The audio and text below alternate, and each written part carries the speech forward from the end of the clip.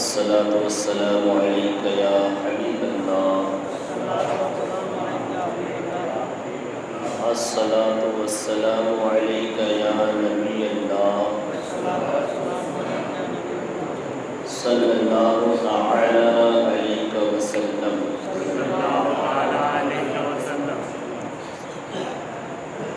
اللہ تعالیٰ کلام پاک میں ارشاد فرماتا ہے وَأَمَّا بِنِعْمَتِ رَبِّكَ فَحَدِّثْ، اور میرے رب کی نعمت کا خوب چرچا کرو۔ ہماری دنیا میں جو بھی نعمتیں ہیں وہ ساری کی ساری نعمتیں ایک طرف، اور ہمارے آقا و مولا صلی اللہ علیہ وسلم کی جلوہ گری کی جو نعمت ہے وہ ایک طرف۔ اسی نعمت کا ذکر اللہ نے فرمایا ہے کہ ایسی نعمت ہے کہ تمہیں اس کا ذکر کرنا ہے، اس کا چرچا کرنا ہے۔ اس لیے ہم اس مبارک مہینے میں، وہ مبارک مہینہ جس میں اللہ نے اپنے محبوب پاک صلی اللہ علیہ وسلم کو اس ساری دنیا میں مبعوث فرمایا، اور اس کی 12 تاریخ کو آپ تشریف لائے، یہ پورے کا پورا مہینہ بابرکت ہے۔ اس لیے انشاءاللہ العزیز 1 تاریخ سے، 1 چاند سے لے کر کے 12 چاند تک ہم نبی پاک صلی اللہ علیہ وسلم کی سیرت پر گفتگو کریں گے۔ یوں تو کوئی بھی جلسہ جلوس مجلس ہو، اس میں ہمارے آقا مولا صلی اللہ علیہ وسلم کا ذکر ہوتا ہے، اور جہاں ہمارے نبی کا ذکر نہ ہو وہ محفل مکمل ہوتی ہی نہیں ہے۔ ارے جہاں ہمارے نبی کا ذکر نہ ہو وہ نماز بھی مکمل نہیں ہوتی۔ تو نبی کا ذکر کرنے کے لیے مختصر طور پر حاضر ہوئے ہیں، پوری زندگی کو بیان کر دیا جائے یہ ناممکن ہے، مشکل ہے۔ اس لیے نبی پاک صلی اللہ علیہ وسلم کی کچھ کوششیں آپ کی سماعتوں کے حوالے کریں گے۔ اللہ تبارک و تعالیٰ ہمیں حق کہنے کی اور ہم سب کو حق سننے کی توفیق عطا فرمائے۔ یہ ربیع الاول 1442 ہجری کی پہلی تاریخ ہے مغرب کے بعد سے، اور یہ پہلی مجلس ہے۔ امام عشق و محبت اعلیٰ حضرت فاضل بریلوی رضی اللہ تعالیٰ کو نبی پاک صلی اللہ علیہ وسلم کی شان بیان کرتے ہوئے ارشاد فرماتے ہیں قرن و بدری رسولوں کی ہوتی رہی، قرن بدری رسولوں کی ہوتی رہی، چاند بدری کا نکلا ہمارا نہیں، چاند بدری کا نکلا ہمارا نہیں۔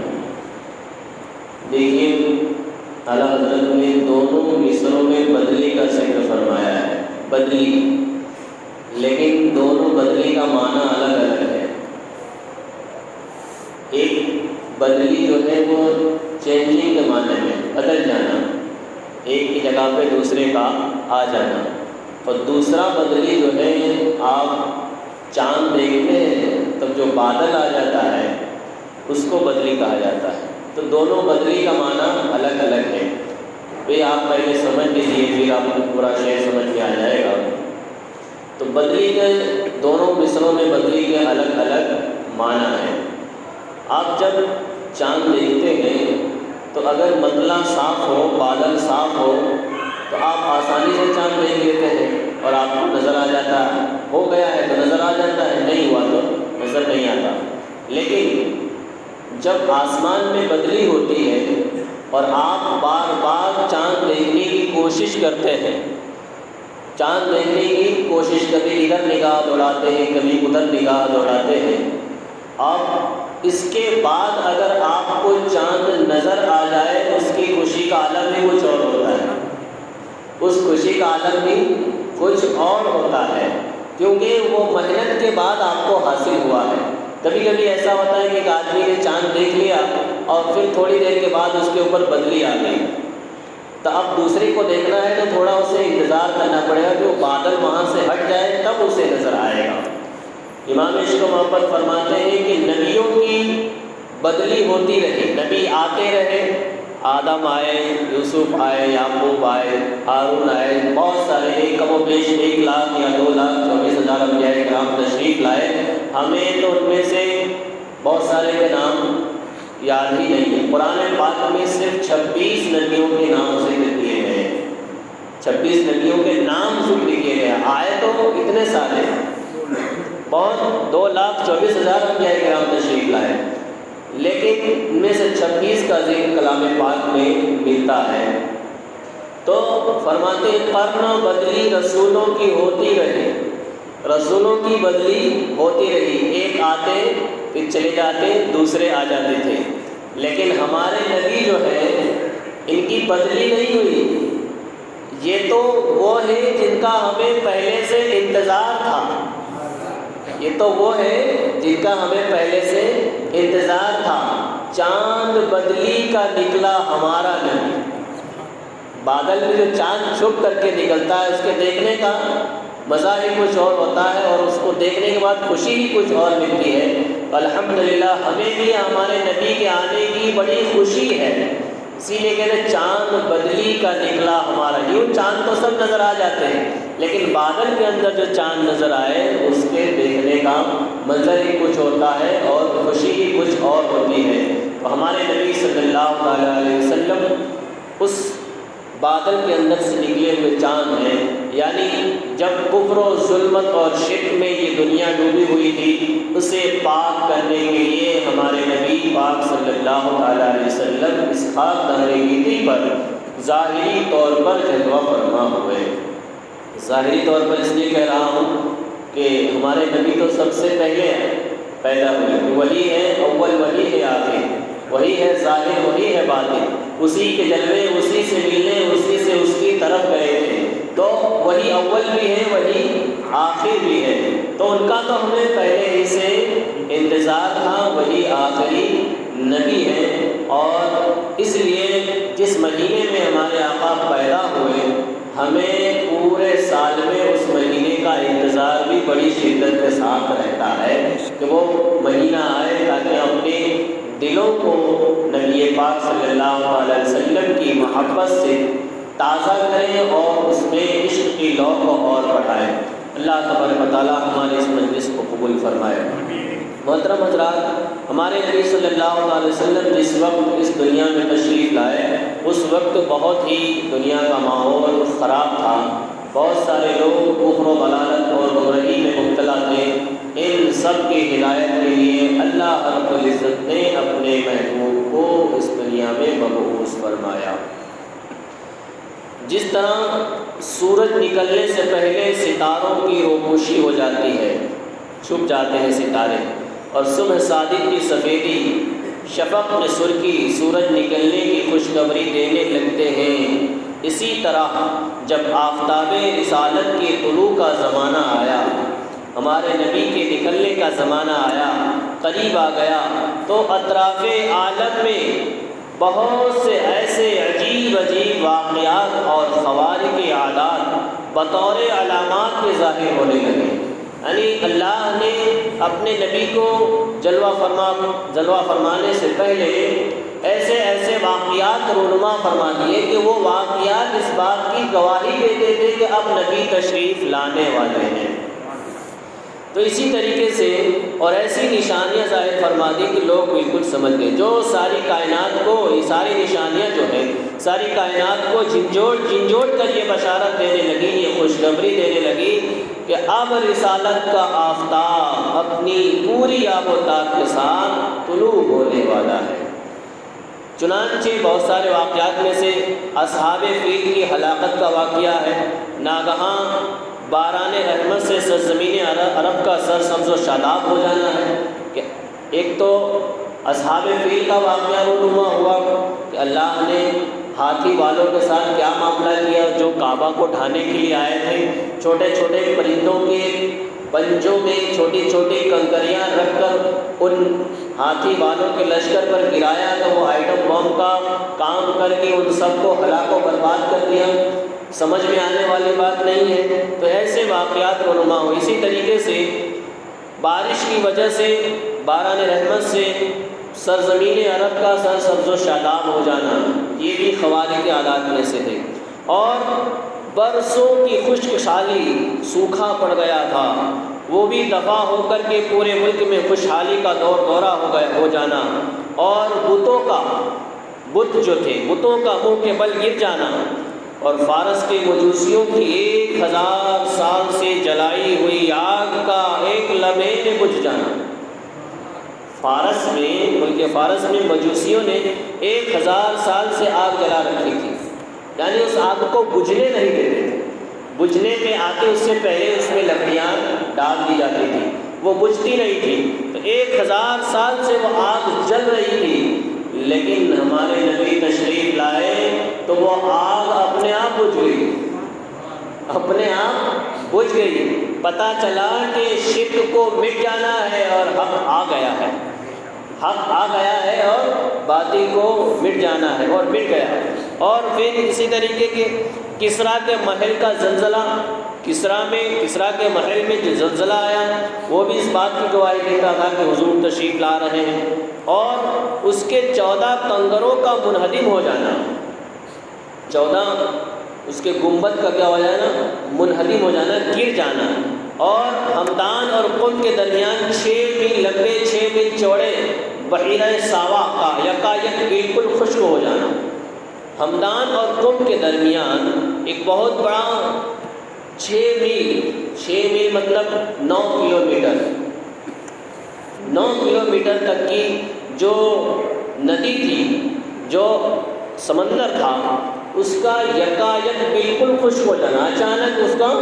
خشک ہو جانا، سوکھ جانا۔ اور شام اور کوفہ کے درمیان وادی سماوا کی خشک ندی کا اچانک جاری ہو جانا،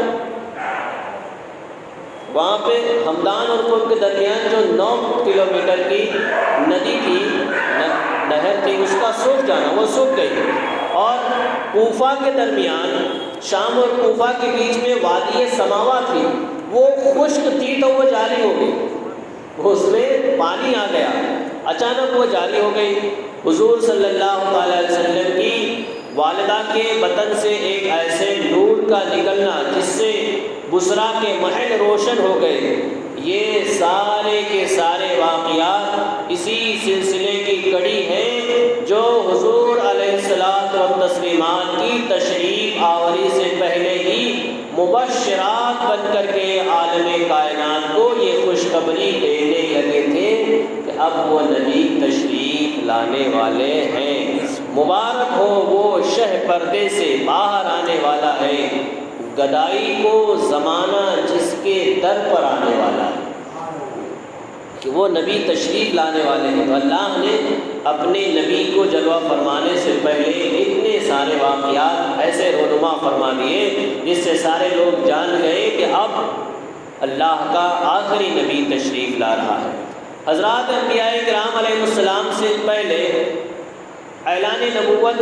جو خلاف عادت اور عقل کو حیرت میں ڈالنے والے واقعات صادر ہوتے ہیں، ان کو شریعت کی اصطلاح میں ارہاس کہتے ہیں، اور اعلان نبوت کے بعد انہی کو معجزہ کہا جاتا ہے۔ نبی کے ان کی نبوت کے اعلان سے پہلے اگر کوئی ایسا واقعات ہو جو خلاف عادت ہو، عقل میں آنے والا نہ ہو، تو اس کو شریعت کی زبان میں ارہاس کہا جاتا ہے، ارہاس۔ اور اگر اعلان نبوت کے بعد وہی واقعات ہوتے ہیں تو انہی واقعات کو معجزہ کہا جاتا ہے، ٹھیک ہے۔ اس لیے مذکورہ تمام واقعات، ابھی جو واقعات بیان ہوئے، ندی کا خشک ہونا، ندی کا جاری ہونا، 14 کنگروں کا گر جانا، اور عرب کی زمین کا سرسبز و شاداب ہو جانا، اصحاب فیل کا واقعہ، یہ سارے واقعات کو کیا کہا جائے گا؟ شریعت کی زبان میں ارہاس کہا جائے گا، کیونکہ اعلان نبوت سے پہلے کے واقعات ہیں جو حضور اکرم صلی اللہ علیہ وسلم کے اعلان نبوت کرنے کے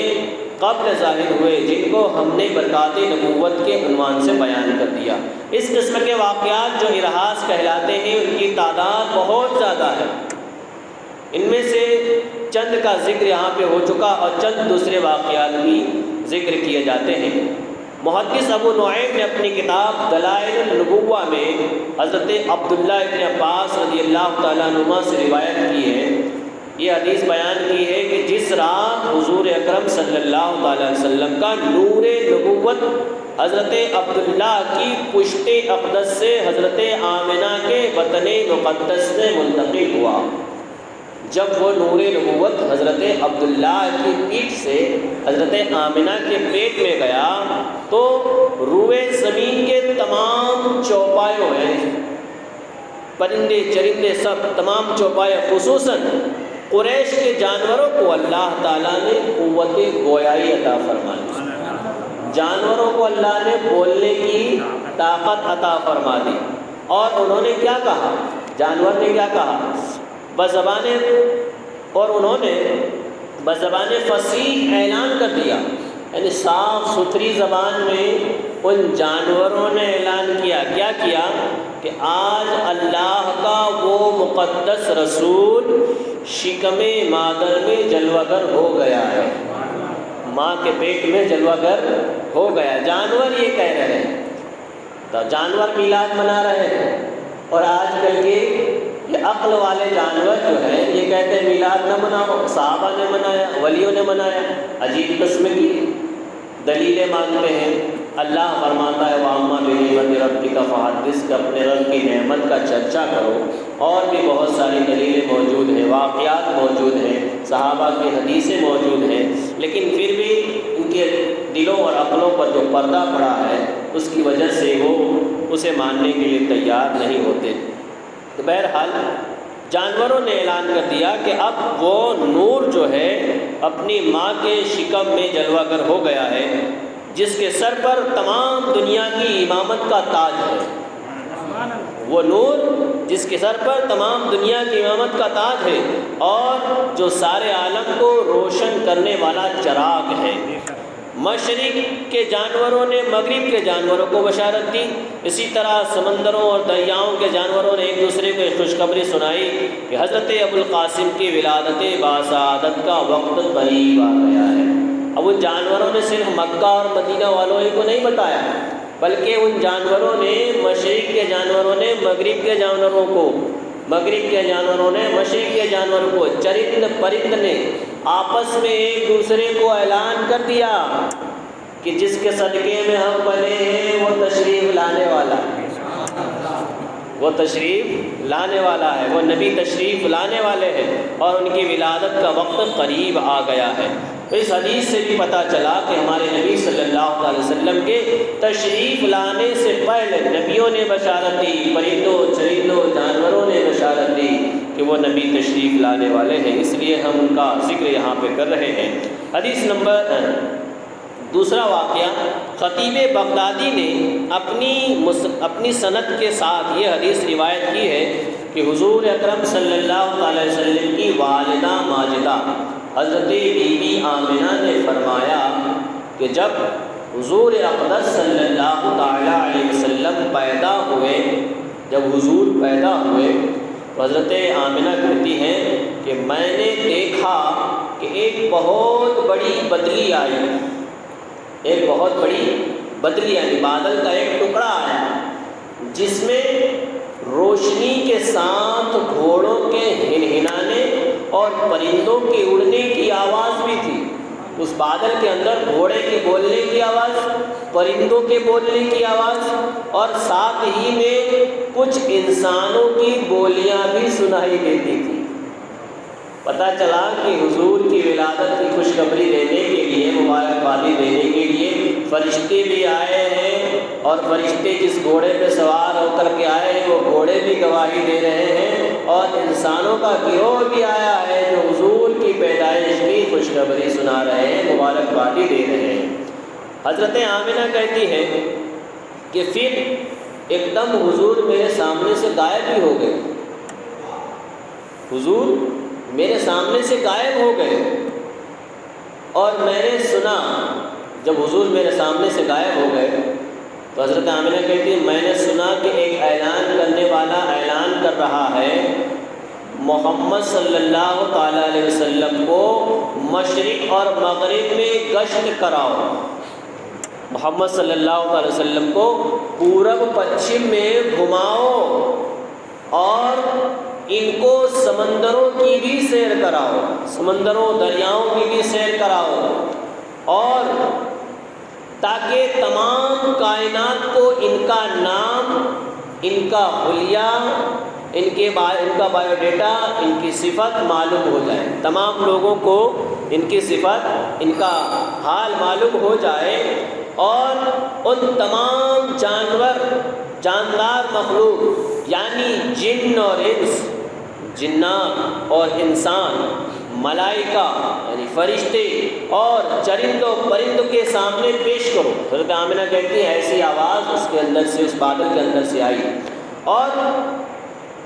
آواز یہ بھی آئی کہ انہیں یعنی حضور کو، ہمارے نبی کو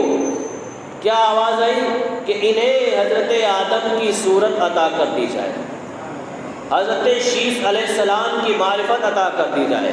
حضرت نوح علیہ السلام کی شجاعت عطا کی جائے، حضرت ابراہیم علیہ السلام کی خلت دے دی جائے، حضرت اسماعیل علیہ السلام کی زبان دے دی جائے، حضرت اسحاق علیہ السلام کی رضا دے دی جائے، حضرت صالح علیہ السلام کی فصاحت و بلاغت دے دی جائے، اور حضرت لوط علیہ السلام کی حکمت دے دی جائے، حضرت یعقوب علیہ السلام کی بشارت دے دی جائے، حضرت موسیٰ علیہ السلام کی شدت دے دی جائے، حضرت ایوب علیہ السلام کا صبر عطا کر دیا جائے، حضرت یونس علیہ السلام کی طاعت عطا کی جائے، حضرت یوشع علیہ السلام کا جہاد عطا کیا جائے، حضرت داؤد علیہ السلام کی آواز عطا کی جائے، حضرت دانیال علیہ السلام کی محبت دی جائے، اور حضرت الیاس علیہ السلام کا وقار دے دیا جائے، حضرت یحییٰ علیہ السلام کی عصمت اور حضرت عیسیٰ علیہ السلام کا زہد عطا کر کے ان کو تمام پیغمبروں کے کمالات اور اخلاق حسنہ سے مزین کر دیا جائے۔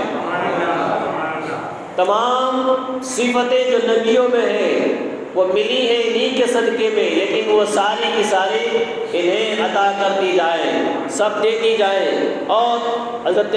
آمنہ کہتی ہیں کہ اتنا سننے کے بعد وہ بادل چھٹ گیا، جو بدلی تھی وہ صاف ہو گئی، اور پھر میں نے دیکھا کہ آپ ریشم کے سبز کپڑے میں لپیٹے ہوئے ہیں۔ میں نے دیکھا کہ آپ صلی اللہ علیہ وسلم ریشم کے ہرے کپڑے میں، نیلے کپڑے میں لپٹے ہوئے ہیں، اور اس کپڑے سے پانی ٹپک رہا ہے، اس کپڑے سے پانی ٹپک رہا ہے، اور کوئی منادی یعنی اعلان کرنے والا اعلان کر رہا ہے، واہ واہ واہ واہ، کیا خوب، محمد کو تمام دنیا پر قبضہ دے دیا گیا، محمد صلی اللہ علیہ وسلم کو تمام دنیا پر قبضہ دے دیا گیا، اور کائنات عالم کی کوئی چیز باقی نہ رہی جو ان کے قبضہ اور اختیار اور غلبہ طاعت میں نہ ہو۔ اس لیے کہتے ہیں، اب حضرت آمنہ کہتے ہیں اب میں نے چہرے انور کو دیکھا۔ جب بچہ پیدا ہوتا ہے تو ماں چاہتی ہے کہ فوراً بچے کو دیکھا جائے، لیکن حضرت آمنہ کہتی ہیں کہ اتنا سب ہونے کے بعد پھر میں نے حضور کا چہرہ دیکھا تو کیسا دکھتا تھا؟ فرماتی ہے 14ویں چاند کی طرح چمک رہا تھا۔ یہ تو ہم مثال کے لیے کہتے ہیں 14ویں چاند کی طرح چمک رہا تھا، ورنہ چاند بھی ہمارے نبی کے چہرے سے چمکتا ہے۔ یہ تو ایک مثال ہے سمجھانے کے لیے کہ 14ویں چاند کی طرح چمک رہا تھا۔ اور حضرت آمنہ کہتی ہیں بدن سے پاکیزہ مشک کی خوشبو آ رہی تھی، حضور کے بدن سے پاکیزہ مشک کی خوشبو آ رہی تھی۔ اور پھر حضرت آمنہ کہتی ہیں کہ 3 شخص مجھے نظر آئے، 3 شخص نظر آئے، ایک کے ہاتھ میں چاندی کا لوٹا تھا، ایک شخص کے ہاتھ میں چاندی کا لوٹا تھا، دوسرے کے ہاتھ میں سبز زمرد کا تشت تھا، یعنی ہرے زمرد ایک پتھر کا نام ہے، اس پتھر کا تشت یعنی تھال تھا، اور تیسرے کے ہاتھ میں ایک چمکدار انگوٹھی تھی، تیسرے شخص کے ہاتھ میں ایک چمکدار انگوٹھی تھی۔ انگوٹھی کو 7 مرتبہ دھو کر کے، انگوٹھی کو 7 مرتبہ دھو کر اس نے حضور کے شانوں کے درمیان، بیچ میں، شولڈر کے بیچ میں، شانوں کے درمیان مہر نبوت لگا دی، مہر نبوت لگا دی، اور پھر حضور کو ریشمین کپڑے میں لپیٹ کر اٹھایا اور ایک لمحے کے بعد مجھے دے دیا۔ ایک لمحے کے بعد، چند ہی منٹ کے بعد اس نے وہ بچان حضور کو مجھے عطا کر دیا۔ تو اس حدیث سے بھی پتہ چلا کہ ہمارے نبی صلی اللہ تعالیٰ علیہ وسلم کی شان و شوقت کا کیا عالم ہے۔ عرش پہ تاجا چھیڑ چھاڑ، فرش پہ طرفہ دھوم دھام، کان جدھر لگائیے تیری ہی داستان ہے، کان جدھر لگائیے تیری ہی داستان ہے۔ عرش پہ جاؤ تو وہاں فرشتے ذکر کر رہے ہیں، فرش پہ آؤ تو حضور کے امتی اور غلام ذکر کر رہے ہیں، جنگلوں میں جاؤ تو جانور ذکر کر رہے ہیں، پہاڑوں میں پرندے ذکر کر رہے ہیں، ہر جگہ نبی کا ذکر ہو رہا ہے۔ کان جدھر لگائیے تیری ہی داستان ہے۔ تو یہ ہمارے نبی صلی اللہ علیہ وسلم کی پیدائش کی جلوہ گری کے یہ واقعات اور یہ برکتیں ہیں کہ ہمارے نبی پاک صلی اللہ علیہ وسلم جن کے ہم امتی ہیں، کہ جب ہمارے نبی کی یہ شان ہے تو ان کے امت میں رہنے والے عاشقوں کی بھی ایک شان ہے، کیونکہ جب ہمارے نبی کے امتیوں کی بات آئے گی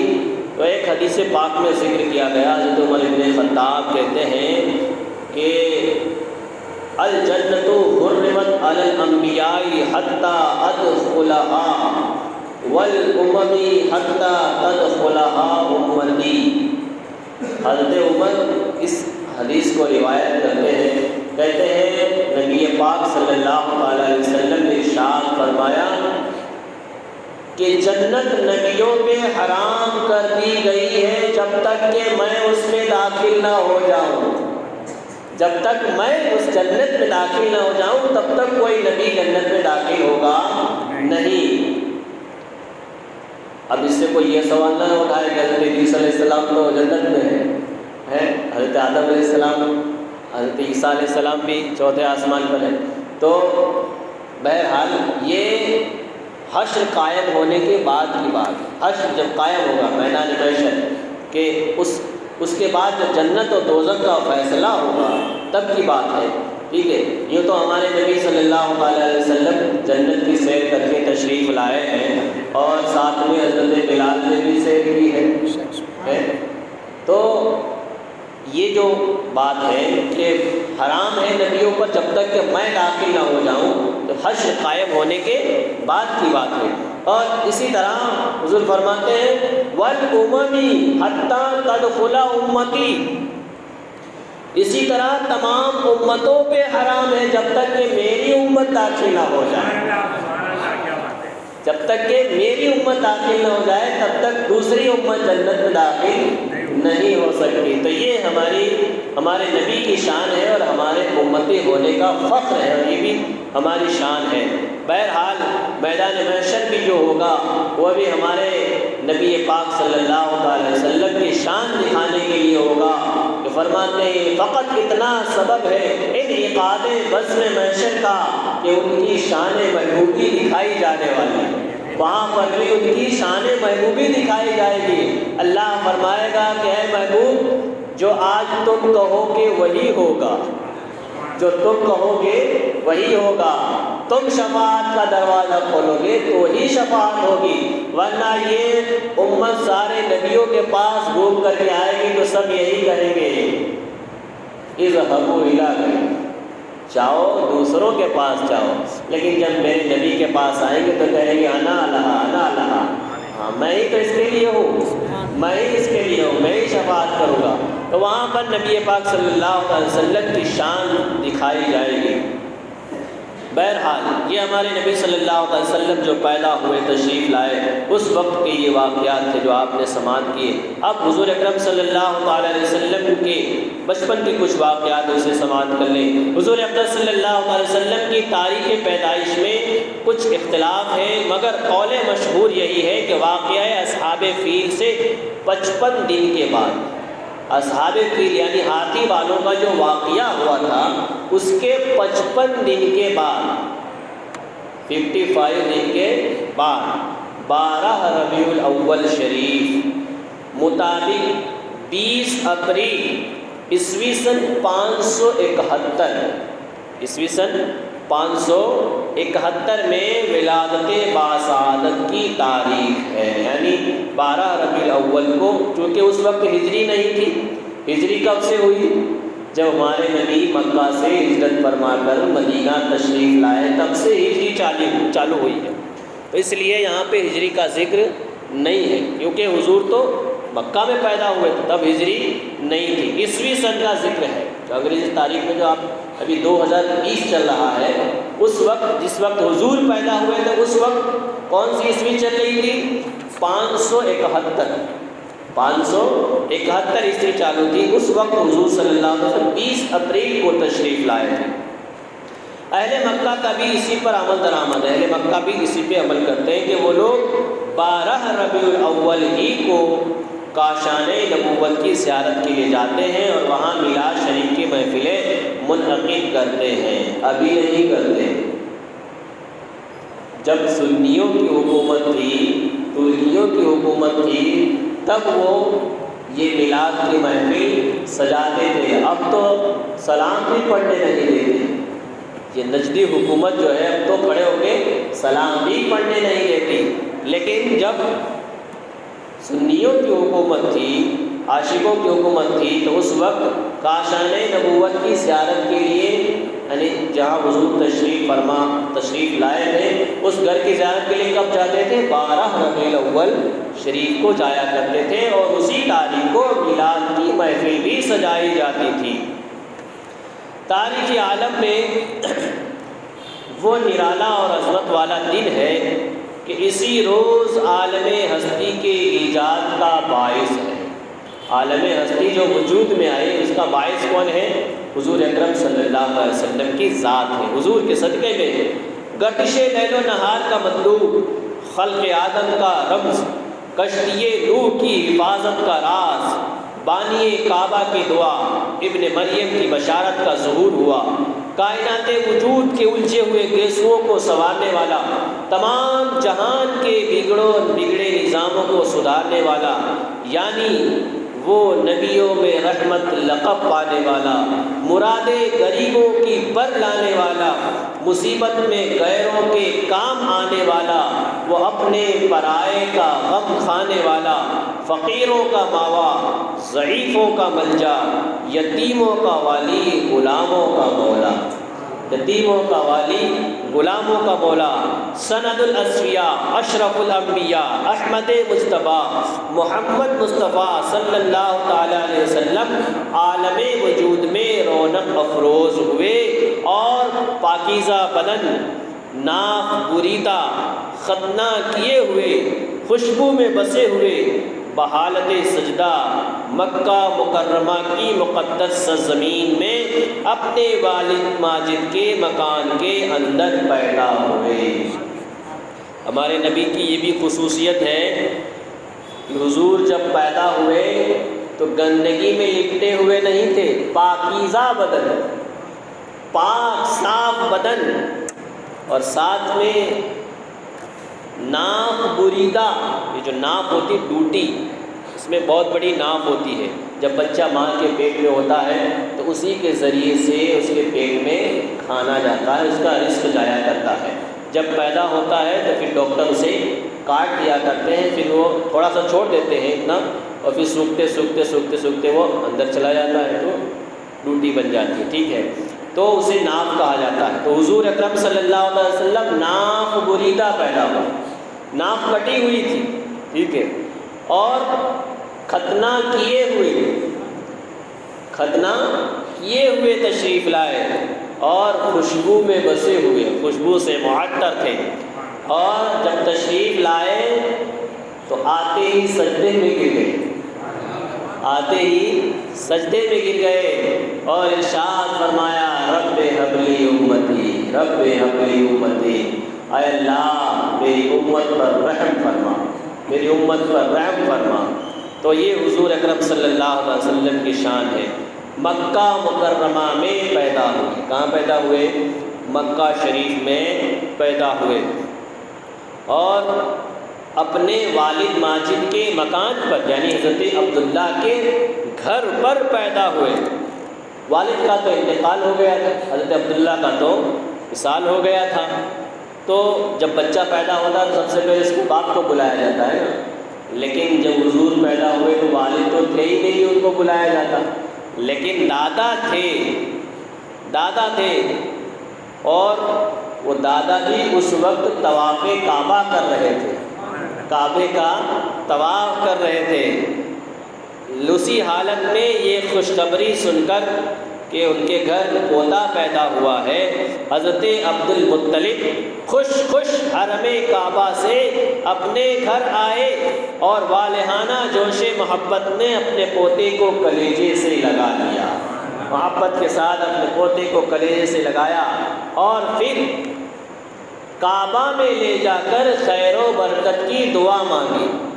اور پھر محمد نام رکھا۔ محمد نام کی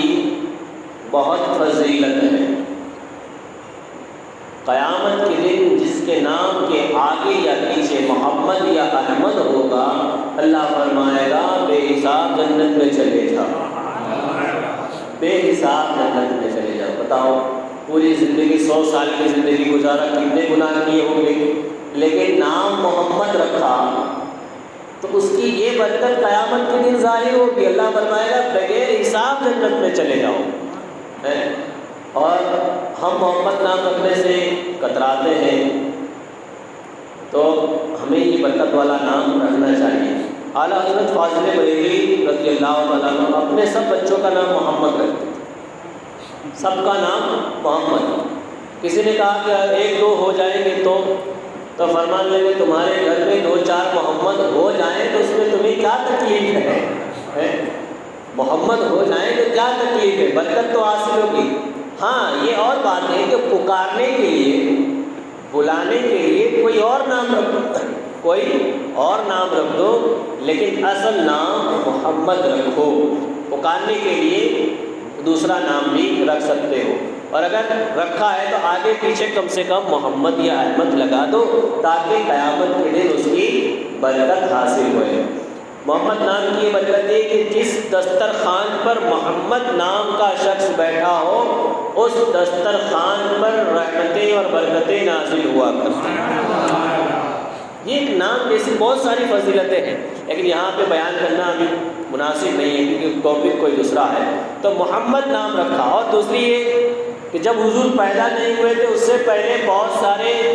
بادشاہوں عمرا کے یہاں بچے پیدا ہوتے تھے، تو انہوں نے سن رکھا تھا کہ جو نبی آخری پیدا ہوگا اس کا نام محمد ہوگا، تو وہ سارے کے سارے لوگ اپنے اپنے بچوں کا نام محمد رکھا کرتے تھے، محمد رکھتے تھے۔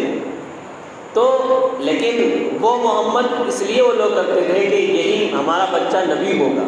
لیکن وہ نبی نہیں تھے۔ محمد یہ نبی تھے جو حضرت عبداللہ کے گھر پیدا ہوئے اور جنہیں حضرت عبد المطلب کعبے میں لے کر کے آئے، برکت کی دعا مانگی اور محمد نام رکھا۔ آپ کے چچا ابو لہب کی لونڈی باندی سویبہ خوشی میں دوڑتی گئی اور ابو لہب کو بھتیجا پیدا ہونے کی خوشخبری دی، تو اس نے اس خوشی میں شہادت کی انگلی سے اشارے سے سویبہ کو آزاد کر دیا۔ ابو لہب تو کافر تھا، کافر، لیکن حضور کا رشتہ دار تھا۔ حضور پیدا ہوئے تو ابو لہب کی جو باندی تھی، جو خادمہ تھی سویبہ، اس نے اپنے آقا کو یعنی ابو لہب کو یہ خوشخبری دی کہ تمہارے گھر بھتیجا پیدا ہوا، تمہارے گھر بھتیجا پیدا ہوا۔ تو ابو لہب کو بھی اس کی خوشی ہوئی، تو اس نے کیا کیا؟ شہادت کی انگلی اس کے اشارے سے باندی کو اشارہ کر دیا کہ تم آزاد ہو، آج سے تم میری باندی نہیں، اب تم خود مالک ہو، تم آزاد ہو۔ تو اس انگلی کے اشارے سے اپنی باندی کو آزاد کر دیا۔ تو اس کو فائدہ کیا ہوگا؟ کہتے ہیں جس کا ثمرہ، جس کا فائدہ ابو لہب کو یہ ملا کہ اس کی موت کے بعد اس کے گھر والوں نے اس کو خواب میں دیکھا اور حال پوچھا کہ تو نے حال پوچھا، تو اس نے اپنی انگلی اٹھا کر یہ کہا، انگلی اٹھا کر کے کہا، کیا کہا؟ کہ تم لوگوں سے جدا ہونے کے بعد مجھے کچھ بھی کھانے پینے کو نہیں ملا، تم لوگوں سے جدا ہونے کے بعد کچھ بھی کھانے پینے کو نہیں ملا، بجز اس کے کہ سویبہ کو آزاد کرنے کے سبب اس انگلی کے ذریعے سے کچھ پانی مل جایا کرتا ہے، اس انگلی کے ذریعے سے کچھ پانی مل جایا کرتا ہے۔ یہ انگلی کب اٹھی تھی؟ حضور کی پیدائش کی خوشی میں باندی کو آزاد کیا تھا، تو اللہ نے اس کی یہ برکت اسے دی کہ جہنمی ہونے کے باوجود اسے انگلی چوسنے سے پانی کا سکون مل جاتا ہے۔ ورنہ ابو لہب کے لیے تو اللہ نے کلام پاک میں ایک پوری سورت ہی نازل فرما دی، تبت یدا ابی لہب۔ تو لیکن پھر بھی تو آپ ذرا اندازہ لگائیے کہ ایک کافر نے جب نبی کی پیدائش کی خوشی میں کافر ہو کر کے اپنی باندی کو ایک انگلی کے اشارے سے آزاد کیا، تو اللہ نے اسے یہ نعمت دی کہ انگلی چوسنے سے اسے پانی ملتا ہے، تو ہم تو غلامان مصطفیٰ ہیں، ہم تو ایمان والے ہیں، ہم نبی کا ذکر کریں گے تو ہمیں اللہ تبارک و تعالیٰ ضرور جنت عطا فرمائے گا۔ اب رسول اللہ کے جنت رسول اللہ۔ تو ایک کافر کو جب یہ مل رہا ہے، لیکن یہ کافر سمجھتے نہیں جو آج کے ہیں، ان کی آنکھوں کے اوپر پٹی بندھی ہوئی ہے، یہ نہیں سمجھتے کہ نبی کا ذکر اور نبی کی میلاد کرنے کا فائدہ کیا ہے، وہ نہیں سمجھ پاتے، تو انہیں سمجھنا چاہیے۔ تو اس موقع پر حضرت شیخ عبدالحق محدث دہلوی علیہ رحمہ نے ایک بہت ہی فکر انگیز اور بصیرت افروز بات تحریر فرمائی ہے جو اہل محبت کے لیے نہایت ہی لذت بخش ہے۔ وہ لکھتے ہیں کہ اس جگہ میلاد کرنے والوں کے لیے ایک سند ہے، ایک دلیل ہے، تو ایک پروف ہے کہ میلاد کرنا کیوں کرنا چاہیے۔ کہتے ہیں کہ حضور اکرم صلی اللہ علیہ وسلم کی شب ولادت میں خوشی جو لوگ مناتے ہیں اور اپنا مال خرچ کرتے ہیں، نبی اس مہینے میں لوگ لائٹ لگاتے ہیں، مال خرچ کرتے ہیں، صدقہ خیرات کرتے ہیں، دعوت کرتے ہیں، نیاز کرتے ہیں، تو یہ کچھ لوگ اسے کیا کہتے ہیں؟ فضول خرچی ہے، مت کرو، یہ مت کرو، وہ مت کرو۔ تو ان کے بارے میں ان کے لیے ایک دلیل ہے کہ وہ کرنے کے اوپر کہ جو مال خرچ کرتے ہیں، تو مطلب یہ ہے کہ جب ابو لہب کو جو کافر تھا اور اس کی مذمت میں قرآن نازل ہوا ہے، وہ حضور کی ولادت پر خوشی منانے اور باندی کا دودھ خرچ کرنے پر اسے جزا دی گئی، تو اس مسلمان کا کیا حال ہوگا جو حضور کی محبت میں سرشار ہو کر خوشی مناتا ہے اور اپنا مال خرچ کرتا ہے۔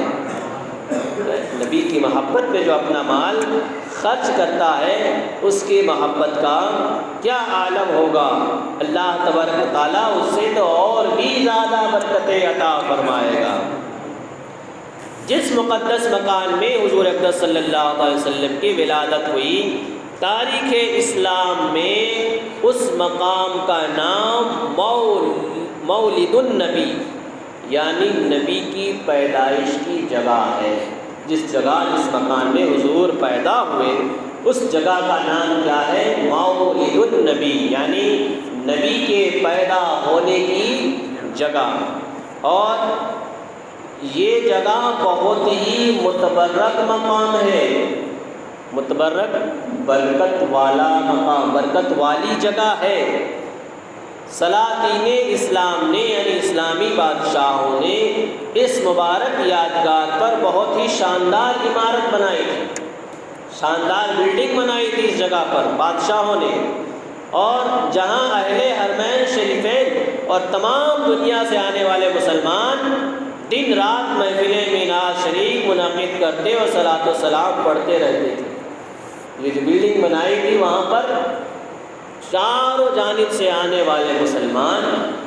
نبی کے ذکر کی محفل سجایا کرتے تھے اس جگہ پر جہاں حضور پیدا ہوئے تھے۔ لیکن بعد میں کیا ہوا، چنانچہ حضرت شاہ ولی اللہ صاحب محدث دہلوی علیہ رحمہ نے اپنی کتاب فیوز الحرمین میں یہ تحریر فرمایا ہے کہ میں بھی ایک مرتبہ اس محفل میلاد شریف میں حاضر ہوا، تو اس کی برکت کیا ملی وہ تو سماعت کرو۔ حضرت شاہ ولی اللہ محدث دہلوی فرماتے ہیں کہ میں بھی ایک مرتبہ اس مجلس میں اس پروگرام میں شریک ہوا جو مکہ مکرمہ میں 12 ربیع الاول کو مولد النبی میں منعقد ہوتی تھی، یعنی نبی کی پیدائش کی جگہ پر وہ محفل منعقد ہوتی تھی۔ اور فرماتے ہیں کہ جس وقت ولادت کا ذکر پڑھا جاتا تھا، اس جگہ پر جب ولادت کا حضور کی پیدائش کا ذکر پڑھا جاتا تھا تو کہتے ہیں میں نے دیکھا کہ یک بار کی اس مجلس سے کچھ انوار بلند ہوئے، کچھ نور بلند ہوئے، نور کی کرنیں آسمانوں تک بلند ہو گئی۔ کہتے ہیں میں نے ان انوار پر غور کیا، اس روشنی پر، اس چمکدار چیز پر جب میں نے غور کیا تو معلوم ہوا کہ وہ رحمت الہی اور ان فرشتوں کے انوار تھے جو ایسی محفلوں میں حاضر ہوا کرتے ہیں۔ اللہ کی رحمت اور فرشتوں کے وہ انوار، وہ چمک تھی جو ایسی محفلوں میں حاضر ہوا کرتے ہیں۔ جہاں نبی کا ذکر ہوتا ہے وہاں فرشتے بھی حاضر ہوا کرتے ہیں۔ اس لیے جب ہم نبی کا ذکر کرتے ہیں تو یہ نہیں دیکھتے کہ کتنی پبلک آئی ہے، کتنے لوگ آئے ہیں کتنے نہیں آئے ہیں۔ لوگ نہ بھی آئے، ایک دو ہی آئے، اللہ کے فرشتے تو آتے ہیں نبی کا ذکر کرنے، وہ ضرور آتے ہیں۔ بہرحال اللہ جسے توفیق دیتا ہے وہ آتے ہیں، اور جنہیں توفیق نہیں ملتی وہ نہیں آ پاتے ہیں۔ محبوب کی محفل کو محبوب سجاتے ہیں، آتے ہیں وہی جن کو سرکار بلاتے ہیں۔ تو اور ایک جگہ فرمایا جہاں ذکر حبیب ہوتا ہے خود خدا بھی قریب ہوتا ہے، اور ان کی محفل میں بیٹھنے والا آدمی خوش نصیب ہوتا ہے۔ تو یہ محفل کی برکت ہے۔ جب حجاز پر نجدی حکومت کا تسلط ہو گیا، نجدی حکومت قائم ہو گئی، تو ان لوگوں نے بڑا ظلم و ستم کیا،